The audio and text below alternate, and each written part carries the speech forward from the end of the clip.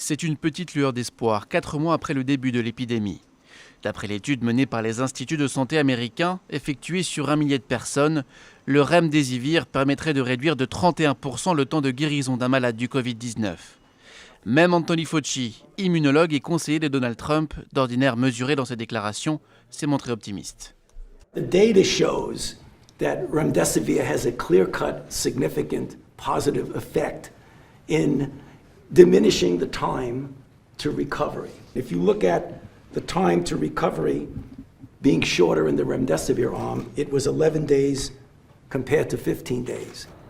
Le remdesivir est un médicament développé contre le virus Ebola par le laboratoire américain Gilead Sciences. Jusqu'à présent, il n'a jamais été approuvé contre aucune maladie. Mais sa composition intéresse les chercheurs car en s'insérant dans le matériel génétique du Covid-19, il l'empêcherait de se répliquer. Ce médecin américain a été l'un des premiers à tester le remdesivir contre d'autres types de coronavirus dès 2013. What I'm optimistic about is that if you think of all patients, those that are maybe moderately ill to those that are profoundly ill and ventilator dependent, the idea that you could have a 30% decrease, this even better improvement to recovery is, to me, pretty profound.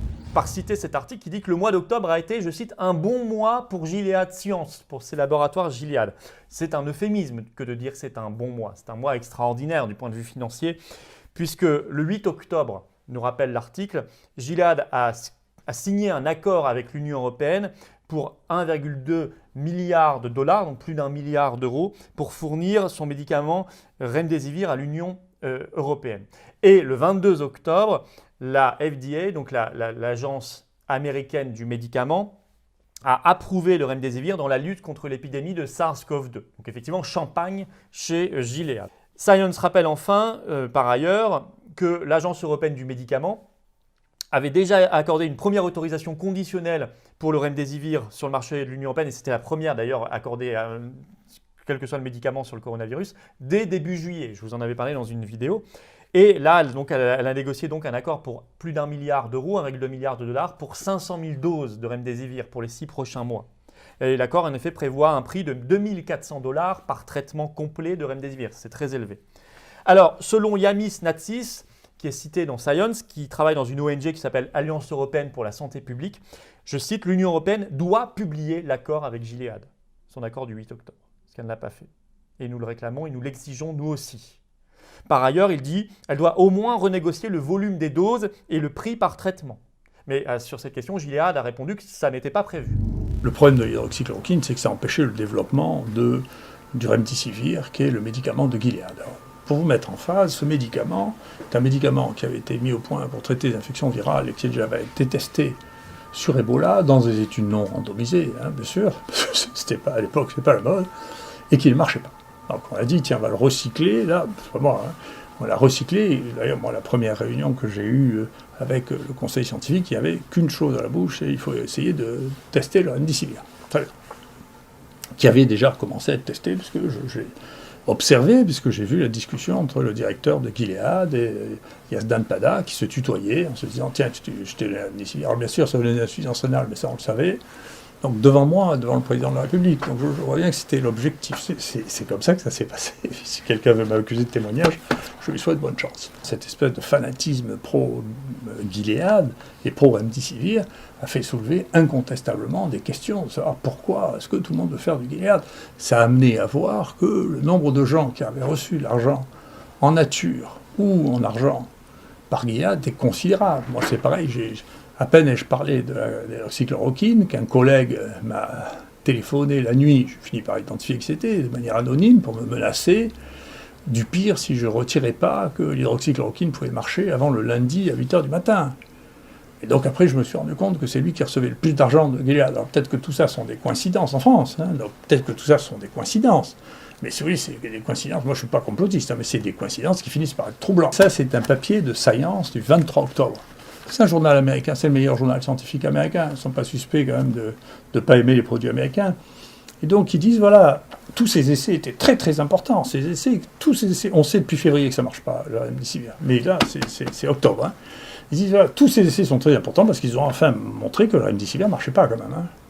Donc ça, c'est en octobre. Et en octobre, le même mois, la Commission européenne achète pour 1 milliard de remdesivir. On sait que ça ne marche pas.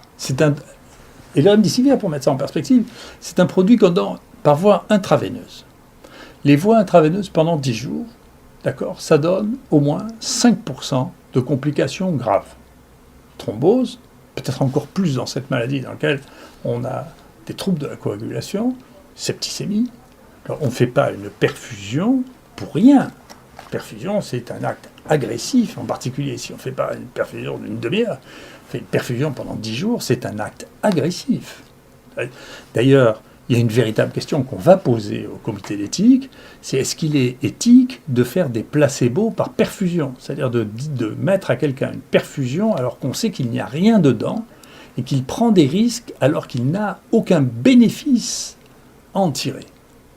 C'est très grave de faire ça, puisqu'on sait que c'est dangereux. Juste après que tout le monde se soit mis d'accord sur le fait que le remdesivir ne sert à rien, eh bien, on reçoit du ministère de la Santé, du directeur général de la Santé, une lettre qui nous dit maintenant vous pouvez utiliser le remdesivir quand vous voulez, c'est gratuit, on en a tant que vous voulez, vous pouvez donc mettre des perfusions pendant 10 jours avec un produit qui ne sert à rien et qu'on a acheté.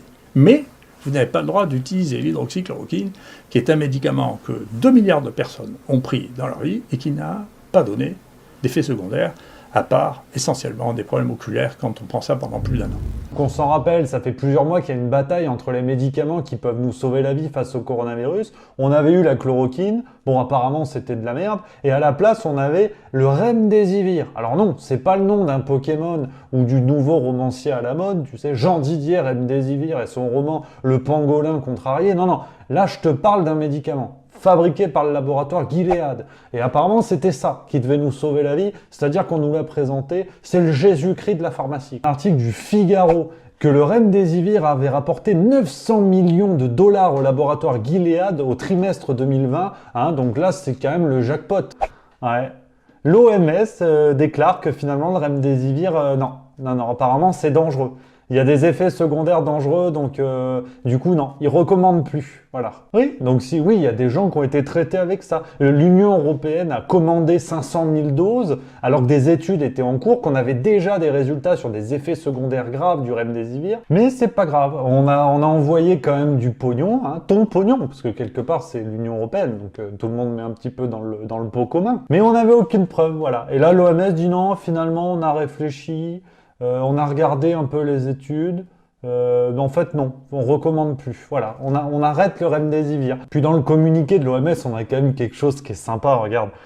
C'est quand même, il n'y a actuellement pas de preuve qu'il améliore la survie, ni qu'il permette d'éviter d'être placé sous ventilation artificielle. Pourquoi on l'a acheté en fait? Mais moi, ce qui m'étonne, c'est que l'Union européenne ait pu passer commande, comme vous l'avez tout à l'heure signalé. Et ce qui m'étonne, c'est qu'on ait pu faire le procès de la chloroquine en vantant les mérites du remdesivir, alors que maintenant, on nous dit, après que l'achat eut été fait, que le médicament serait sans effet.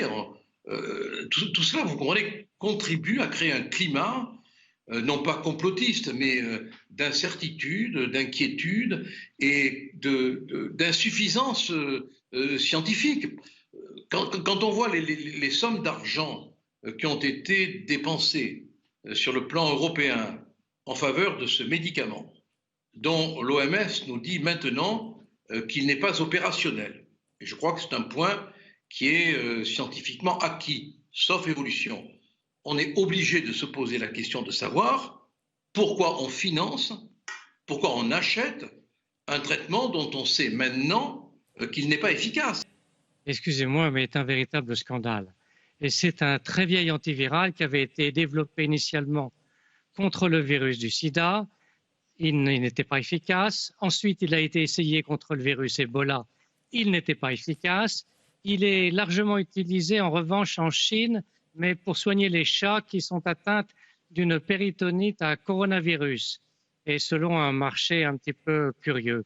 Et alors le laboratoire Gilead essaie à tout prix, parce qu'il a beaucoup investi dans cette molécule, de lui trouver un débouché, et il a fait le forcing pour essayer de convaincre les uns et les autres que c'était le produit d'avenir pour traiter la Covid-19. Ce remdesivir, tous les médecins qui s'intéressent à la question, infectiologues, épidémiologistes, sont atterrés par le crédit qu'on accorde à cette molécule, alors que manifestement, il n'est pas efficace dans la Covid-19 ou à peine, et que qui plus est, il est toxique, c'est-à-dire qu'il a une toxicité pour plusieurs organes, notamment le rein. Alors, comment il a pu se retrouver sur le marché? Il a dû être bien appuyé, il a dû être bénéficier d'appui, parce que sinon c'est incompréhensible. C'est un produit qui est soutenu. Voilà. Quand vous pensez qu'on a mis en place d'une manière médiatique, d'une manière systématique, d'une manière politique, d'une manière ordinale, l'accusation de l'hydroxychloroquine, médicament vieux de 70 ans, médicament peu coûteux, et que parallèlement, on a enclenché la promotion supersonique et supersofrique du remdesivir, on ne peut pas être dupe. Je veux dire qu'il y a un moment donné où il faut ouvrir les yeux et se rendre compte qu'on est le bétail d'un système pharmaco-financier qui a décidé de rentabiliser nos vies. Je veux dire que c'est un discours qui est politiquement pas correct, mais il faut à un moment donné avoir le courage de le dire. On est devenu du bétail sanitaire commercial, et l'affaire du remdesivir le démontre. D'un côté, on a l'achat par l'Union européenne et par diverses structures d'État de ce médicament. On a médiatiquement, et là ça pose des questions aussi, la promotion de cette thérapeutique, alors que cela vient de vous être expliqué remarquablement, et cela a été déjà expliqué, c'est un médicament toxique et inefficace. Alors vous êtes et en même d'accord ? temps, on renvoie, et je conclus là-dessus, et en même temps on renvoie le professeur Raoult devant le Conseil de l'Ordre, création au passage quand même du régime pour mémoire de Vichy. C'est un scandale innommable. Enfin, il n'y a pas de mots pour qualifier ce qui se passe. Il y a un mépris de la vie des gens. Ce médicament, en plus, il est très coûteux, alors il nous endette, et c'est au mépris de la vie des gens. On a écarté l'hydroxychloroquine qui rend des services, puisque de très nombreux médecins généralistes l'utilisent dans de très nombreux pays du monde. L'hydroxychloroquine en association avec l'azithromycine. Il faut le préciser. Le remdesivir a apporté fin octobre près de 900 millions de dollars à Gilead Sciences, son fabricant.